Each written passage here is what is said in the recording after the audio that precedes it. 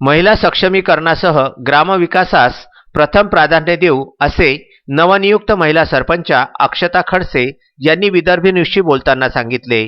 सरपंच पदाचा मुकुट शिरपेचात आल्यावर अनेक जबाबदाऱ्या आपल्या डोक्यावर ह्या पेलाव्या लागतात।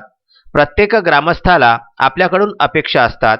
त्या अपेक्षा पूर्ण करताना महिला सक्षमीकरणासह ग्रामविकासाला कसे प्राधान्य देता येईल यावरच आपला विशेष भर राहील असे आपल्या वयाच्या 21व्या वर्षी अंजनगाव तालुक्यातल्या कापूसतळणी येथील सरपंच पदाच्या मानकरी झालेल्या अक्षता खडसे यांनी विदर्भ न्यूजशी बोलताना प्रकट केले।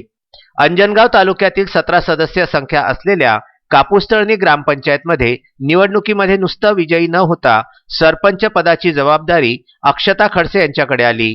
मात्र ही जबाबदारी पार पाडत असताना ग्रामविकासासह महिलांचे सक्षमीकरण, विद्यार्थी वर्गाकरिता अभ्यासिका व गटारी भूमिगत योजना राबविण्याचा मानस त्यांनी व्यक्त केला।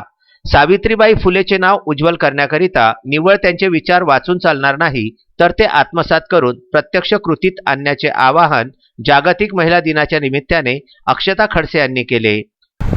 सर्वप्रथम मी सगळ्या महिलांना व मुलींना जागतिक महिला दिनाच्या हार्दिक शुभेच्छा देते।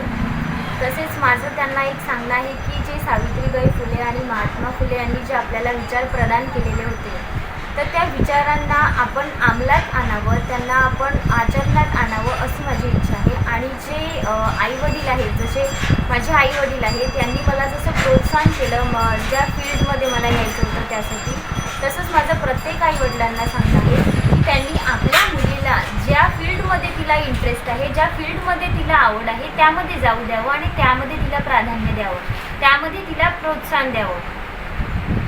सडेतोड बोलताना त्या म्हणाल्या की हल्लीच्या मुलींना समाजाने दिलेले स्वातंत्र्य म्हणजे स्वैराचार नव्हे हे त्यांनी समजून घ्यावे। पुरुषांच्या बरोबरीत महिलांनीही राजकारणात सहभागी होण्यासह कुणाच्याही दबावाला बळी न पडता समाजहिताचे निर्णय घ्यावेत। तसेच आईवडिलांनी सर्वच क्षेत्रामध्ये मुलींना भविष्य घडविण्यास सहकार्य करावे असे आवाहनही त्यांनी अनेक पालकांना केले।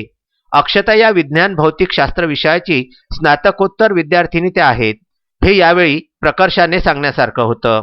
विदर्भ न्यूजकरिता अंजनगाव तालुक्यातल्या कापूसतळणी येथून नितीन दुर्बुडेसह पंकज साबू।